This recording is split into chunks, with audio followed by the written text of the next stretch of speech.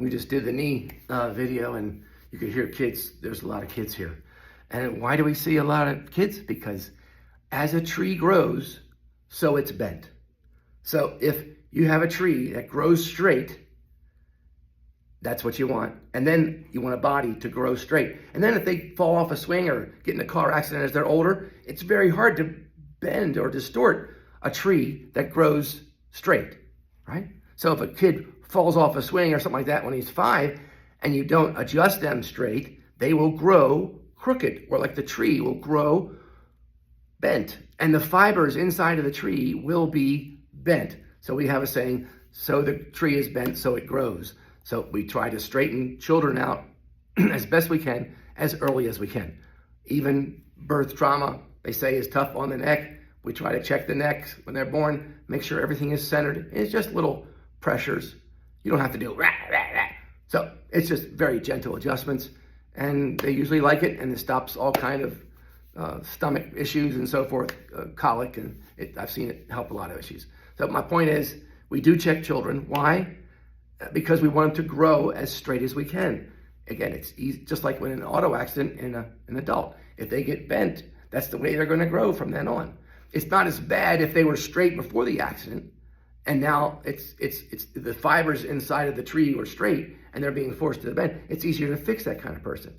Where somebody comes in and they're already bent, and now they get into an auto accident and bent further, it usually goes the same direction. And you have to fix what just happened and what happened all through their childhood, starting possibly falling on their booty. Oh, they just fell on their booty. They bounce.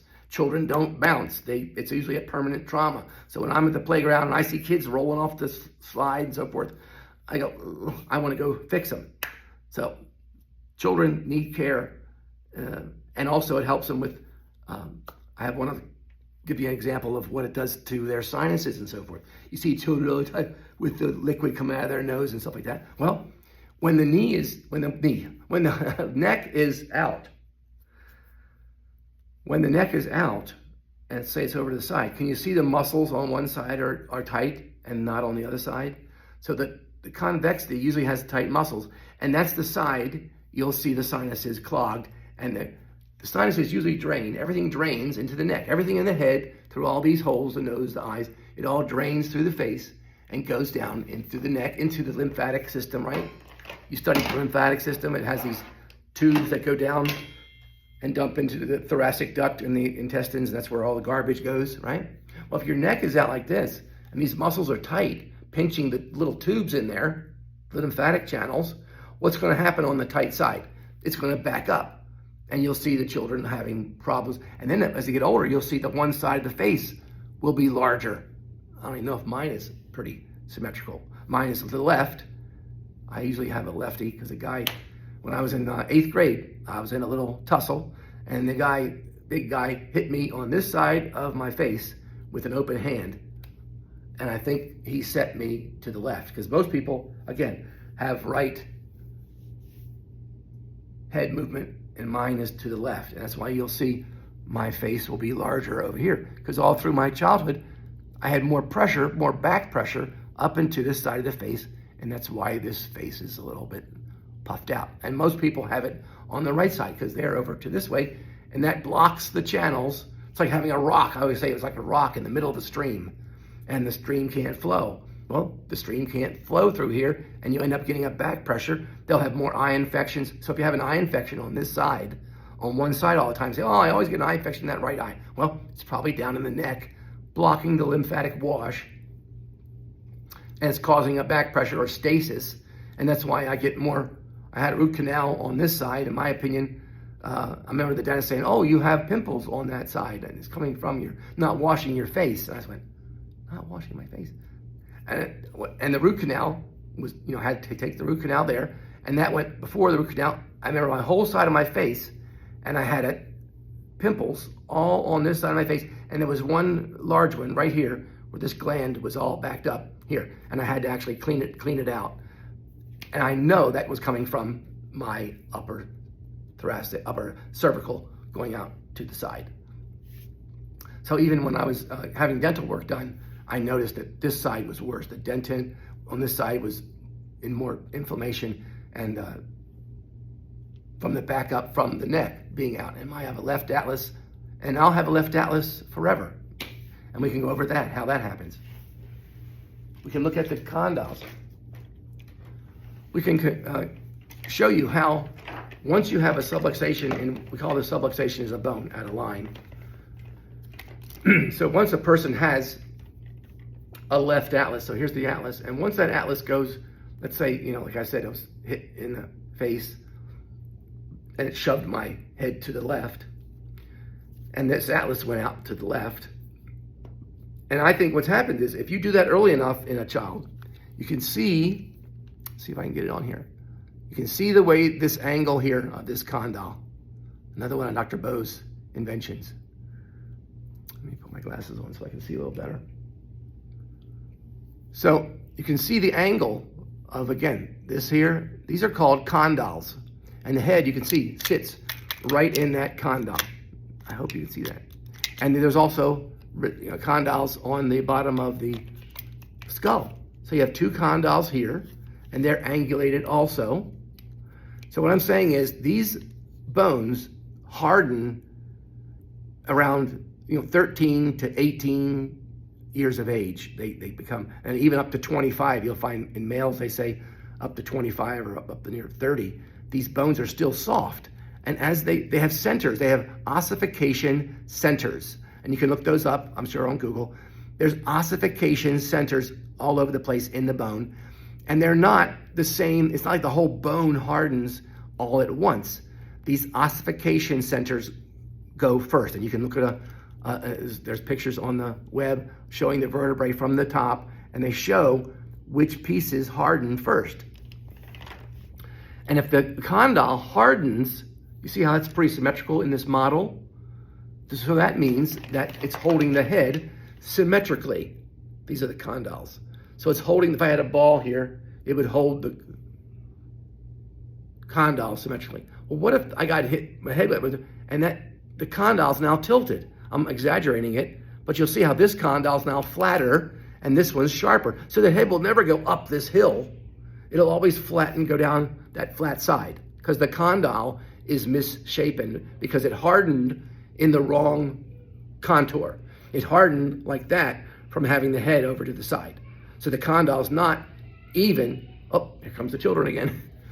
So you'll put the condyle will be asymmetrical, and it will be like that, and the head will slide to the flat side, or even the condyle in the cranium will be crooked. So you can see how these are symmetrical in this model, and the head's going to sit in the center. But if you flatten out this one on the left, you can see the head's going to slide down. And that's why your head is almost, if you can't get to a child to correct it, you're always going to have a right head slide or a left head slide. We call that translation. Like when you put something on a table and move it straight across the table, you're translating it across the table. Not like translation, like a word translation. So the head will always, if a person comes in and they have they'll always have that, and the face is already hardened. So that's not, you can't correct that once it's happened. It's hardened that way. But you can still, because the whole reason for straightening out is to clear out that hole. That's the hole. That's called the foramen magnum, which means big hole in the bottom of the skull. You can see, take the skull off, and you see the hole. That's the foramen magnum. And the brainstem goes right through that hole. And then it has to go down through the atlas hole. And the atlas has a hole. And this metal thing is in there. So you have a hole at the atlas, and you have a hole in the axis. And the holes go all the way down the body. And I know you can figure this out. The holes are supposed to be all lined up with each other. You don't want the holes going like that, because now you have pressure on whatever's going through that hole. Here's a vertebrae here, a little bit easier to see. There's the hole way down in the low back.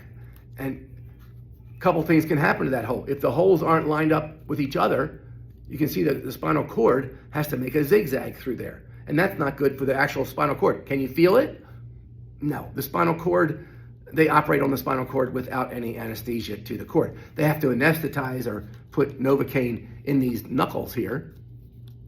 But they don't really have to do anything to the nerves, because the nerves really don't feel except down where they end, down in the leg, down in the foot. So you do have the patient probably knocked out when you're working on the spinal cord. But a lot of this stuff does not need to be numbed up because they doesn't have feeling.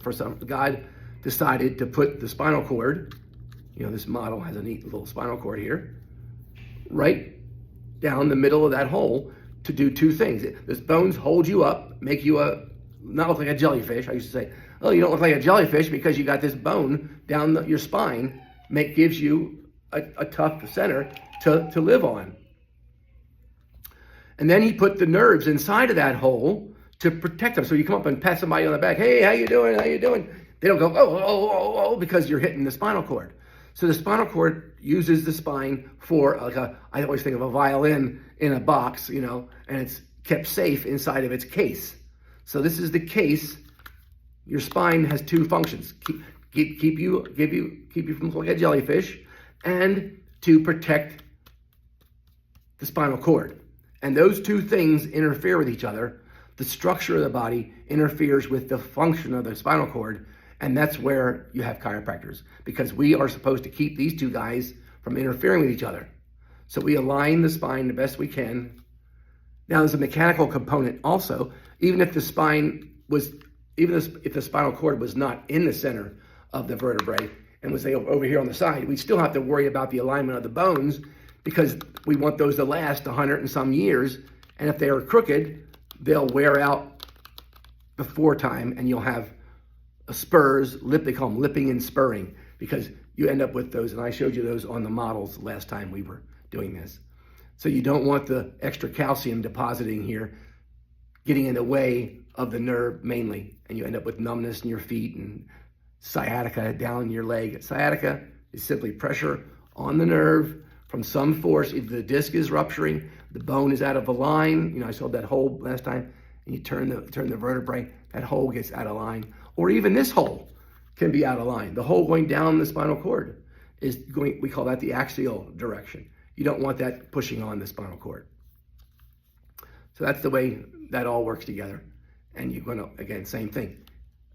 When I fell off the steer, it was a steer, and I landed on my left booty. Let me show you this real close.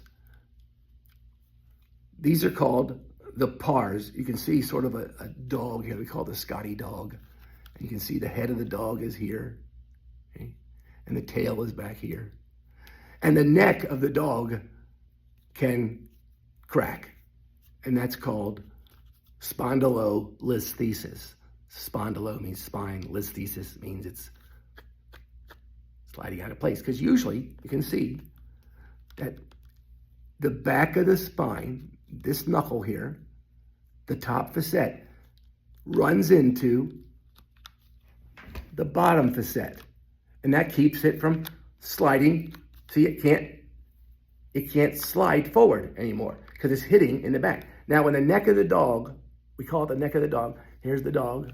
When that neck, the pars, it's called a pars, P-A-R-S, when that breaks, if that breaks for some reason, they say it happens mainly from leaning backward too much. They had a girl that was demonstrating it, and she was leaning back, taking a bale of hay and lifting it up onto the tractor. So leaning back and pushing up, that was causing smashing of this piece in the back, and the neck, we call it the neck of the dog, which is right there. That's the pars.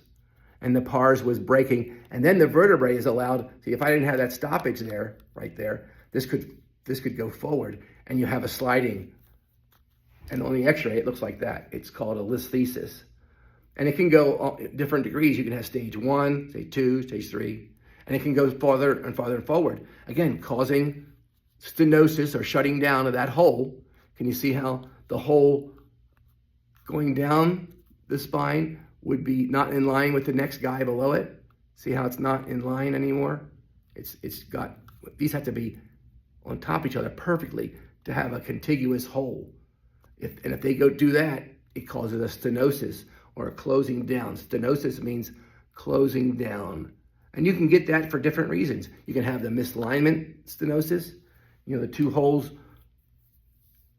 go out of line, or you can have the hole staying normal and calcium grows from irritation and overuse. You'll get calcium growing and the hole gets smaller and smaller and smaller.